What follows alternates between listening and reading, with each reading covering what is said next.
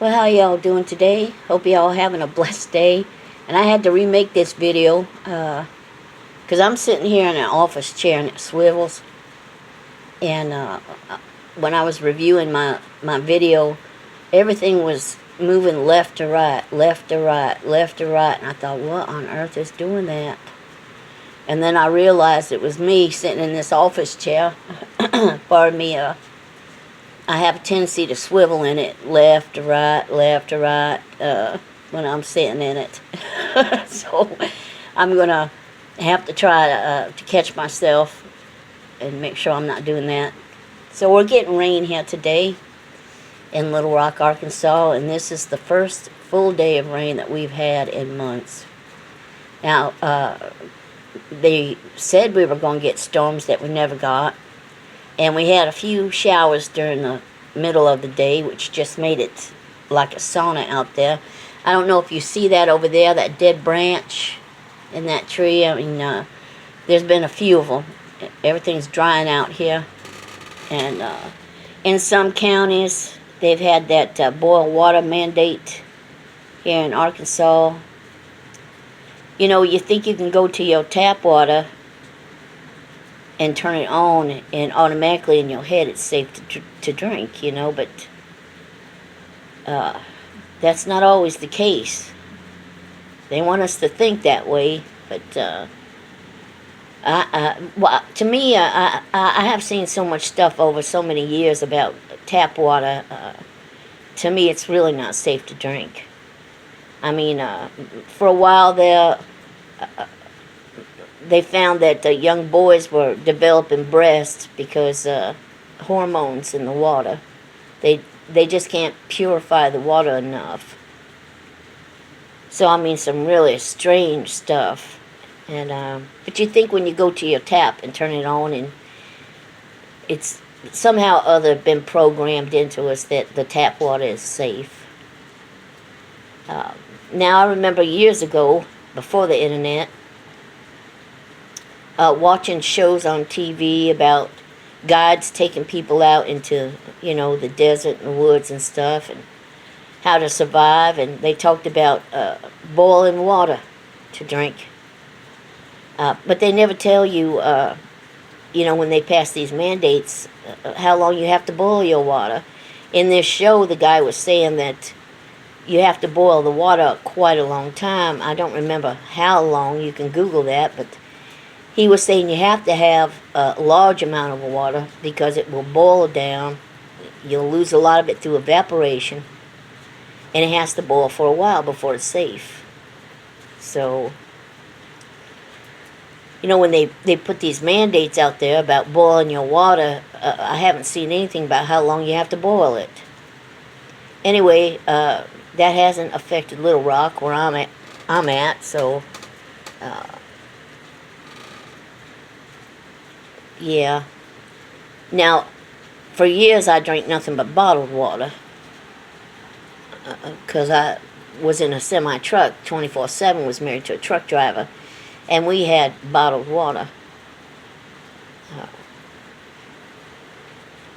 Now, I don't like purified water. As far as I'm concerned, that's the same stuff coming out of my tap. I'm partial to some spring waters. My husband always liked artesian water.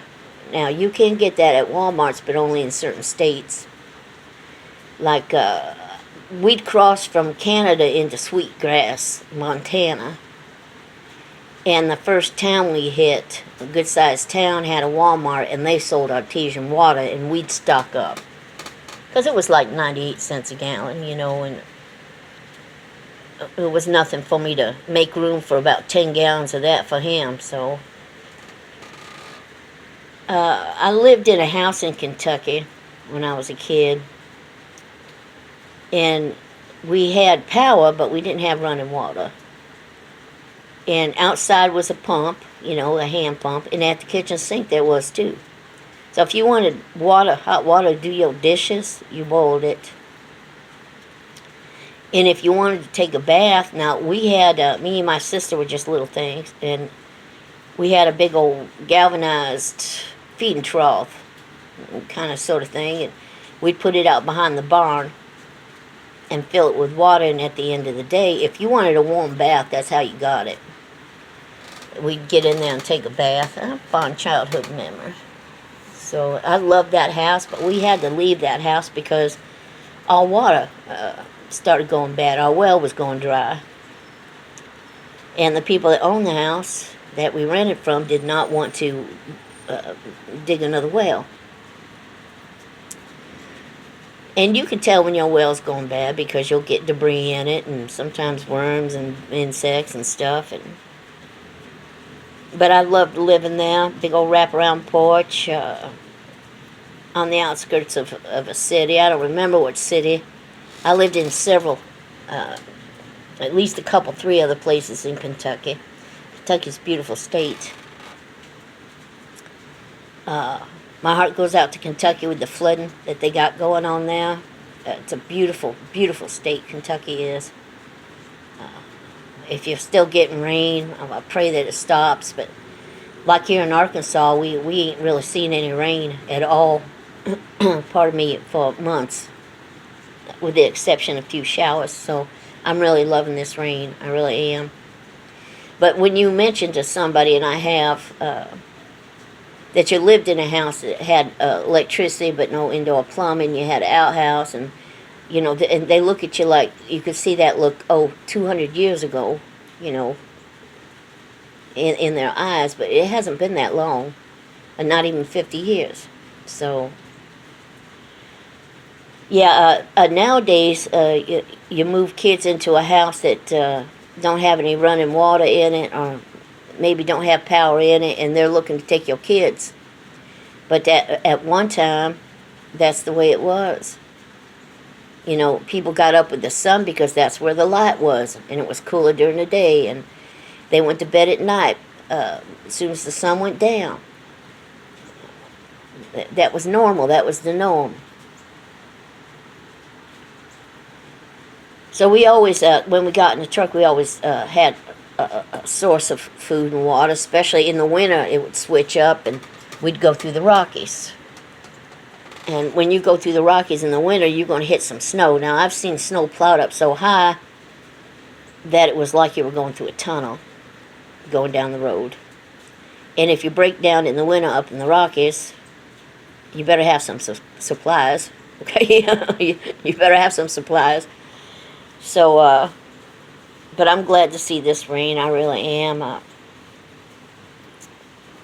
I'm getting a little bit tired of being hemmed up in this house. Now, not that I have a problem being home, but I need to get out. And shopping is not my ideal getting out. I was a single mom for years and worked. And on my days off, I went shopping. It was a chore to me. And laundry and getting my house all tidy again and getting the whole household ready to begin the new week. So shopping was never a treat for me, and it still isn't. It's still a chore for me. And so I like to get out once in a while, and I think next time I get out, I'd like to go to the library. And I know that probably sounds strange to some of y'all, but I lived in a town where I went to the library all the time I was a kid, and it had a wonderful park, huge park adjacent to it. And as teenagers, all our school friends and everything would meet there on a Friday night and a Saturday night and hang out in the park and do our thing. And my kids were born in that town too, so when they got older, I would take them up to the library for the day and read to them and help them look for things and show them how the Dewey Decimal System worked. Yeah, remember that? And yeah, and it was nothing for me to. And I would pack a lunch. Okay, I was a lunch packing mama. Okay, I had 2 boys I had to feed, and everywhere we went, we walked, and I packed lunch, and it was nothing for me to end up with another 3 or 4 boys babysitting. And I'd get all them ducks in a row and march them up to a park, and I'd pack some serious lunches then. You know, mix it up a little bit, some bologna and some peanut butter jelly and stuff to keep them hydrated. march them up to the park, and it had a creek in it, and I guarantee you that none of them kids would have ever known what creek stomping was if it hadn't been for me and my boys, because I'd take them up there and we'd get in the middle of the creek and we'd walk. And, we'd check things out and see things around us. They really loved it. I caught some flack for that once because one of the mothers had just bought new sneakers for one of the kids. I had no idea. I had no idea. I mean, I didn't, I apologized and everything, but I didn't spend that kind of money on sneakers, all right? When my kids got older and they were in their teens and they wanted sneakers that expensive, I said, when you get a job, you can have sneakers. I'll tell you when you can have sneakers that expensive. When you get a job, that's when you can have sneakers that expensive. But anyway, them kids loved it, and I guarantee you that being city kids, that they probably would have never experienced that if it hadn't been for me and my kids taking them up there. But I want to get out to a library. Yeah, I'm going to pack a lunch and probably spend the whole day there. I'm used to, after my kids were older, I wanted to have kids when I was young, so that when I got, when I got older, I was still young enough to be able to do a lot of things that I gave up to have kids. And I don't regret that whatsoever. And so, I married a truck driver and I started traveling. My kids had gone out on their own, started their own lives and everything. And I remember running supplies. Just 2 years ago, I went from Arkansas to California twice. At the peak of COVID, running supplies into California. And there was places in New Mexico where they had the off-ramps blocked. The police were blocking them. And you couldn't come in. You couldn't go into them cities. Some of them were small, and if the virus was brought in there, it would affect everybody. So, I mean, you made sure that you fueled up before you went to them places. And we'd run supplies into California. Now, when Katrina hit up in New Orleans, I had just moved away from Louisiana. I think I'd been gone from Louisiana about a year and a half when Katrina hit. And me and my husband then run bottled water into New Orleans. Now, let me tell you something. That's a whole different video altogether. What it was like to be in New Orleans after the waters receded. What it felt like to be there. Yeah. Anyway, I'm glad to see this water today. It raining, and I get tired of being hemmed up sometimes. I mean, I can always find something to do. There's always something to do at home, but yeah, I'm wanting to get out again. I get an itch every once in a while. I just can't do it like I used to, but every once in a while I do. I put around, get out to the library, and like I said, shopping isn't not a big thrill for me. So I got some things I'll be doing here today. Got a shit ton of laundry to do, but I have to go down them stairs to do it, and makes it rough on me now. I miss my wringer washer when I lived in West Virginia, way up in the Appalachian Mountains. Now that I think about it, I think I have been in a bushcraft kind of survival situation naturally most of my life. Having lived in the South as a child, pardon me, marrying a truck driver, going through the Rockies and remote places in the desert in El Paso and all through Canada, and then living in the country, and I think I've been raised by Southern parents, and a lot of that stuff that people call bushcrafting. that they're getting back into now came naturally for me growing up. And I'm glad it did. So, and I miss my wringer washer. Now, when I lived in West Virginia, I had a wringer washer, bought it used. Every once in a while, it would freeze up, and I didn't know anything about it. But, you know, there ain't nothing simpler to fix than a wringer washer. A lot of things they started engineering to make to where you couldn't fix it yourself. If you so much as tampered with a screw, you lost a warranty if you had it. Anyway, it frees up on me once in a while. I put it out on my back porch and I do my laundry in it, and it held a lot of water. And if you worked your loads right, you could use the water twice. That's how much water it held. And it frees up once in a while, and I had a hammer, and I'd just bang the bottom of it. Reach up underneath there and bang it, and free it up. And the wringers aren't made for modern-day clothes. Now, a lot of times when you buy clothes these days, more so years ago, it came with an extra button. So if you ever see a shirt that has an extra button on it, it's because they don't sew your buttons on all the way. This is a fact. When you buy a shirt in the store, they do not sew your buttons on all the way.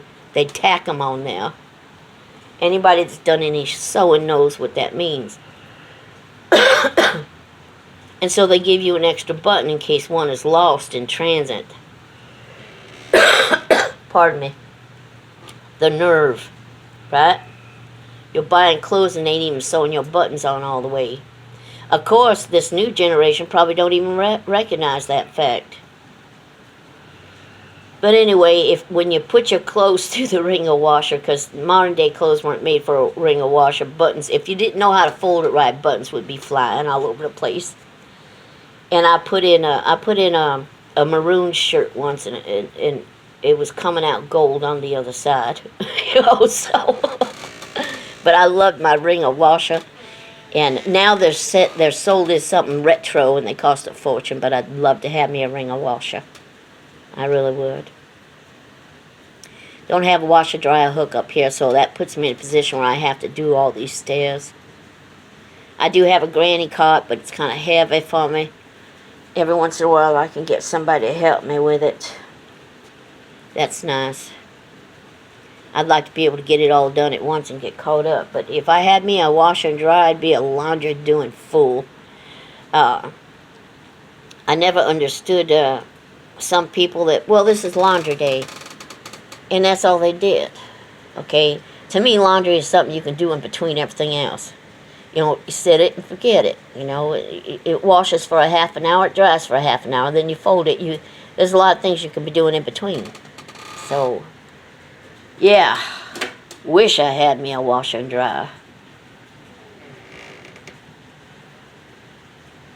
Oh, what was I getting at? The house I lived at in Kentucky. Yeah, no.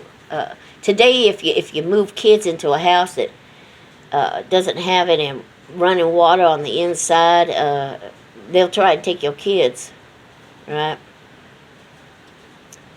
We had power.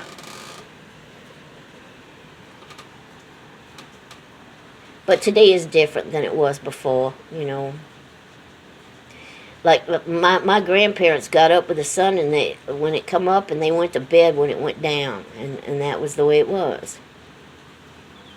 So they raised a lot of kids in a house that didn't have power or running water for years. And they did just fine. They survived. You know? But today, they'll try to take your kids, right? Stock up on that ammunition. If I had me a house without indoor water, and I had a source outside, and I didn't have electricity inside, wouldn't be nobody was going to take my kids over that. You know, no way. But I guess people need a job, right? Well, there was a day when people like that, and census people and tax collectors, yeah, they didn't stay on your property long, that's for sure.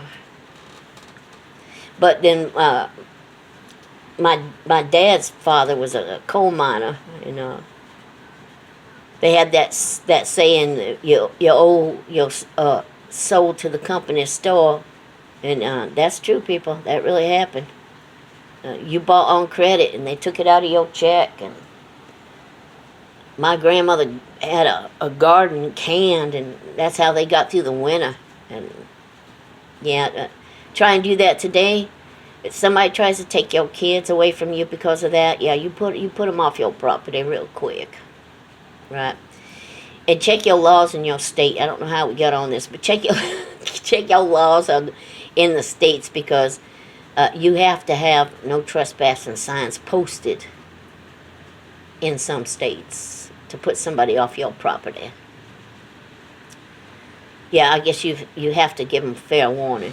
So